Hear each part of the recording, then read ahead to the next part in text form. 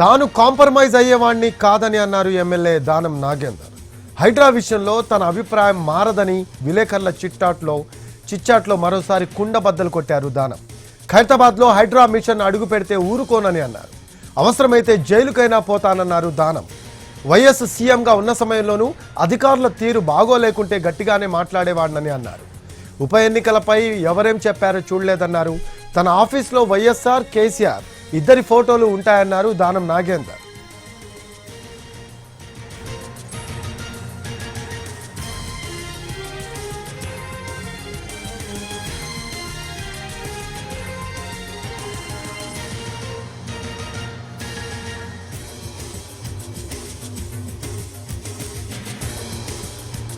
తాను కాంప్రమైజ్ అయ్యేవాణ్ణి కాదని అన్నారు ఎమ్మెల్యే దానం నాగేందర్. హైడ్రా విషయంలో తన అభిప్రాయం మారదని విలేకరుల చిట్చాట్లో మరోసారి కుండబద్దలు కొట్టారు.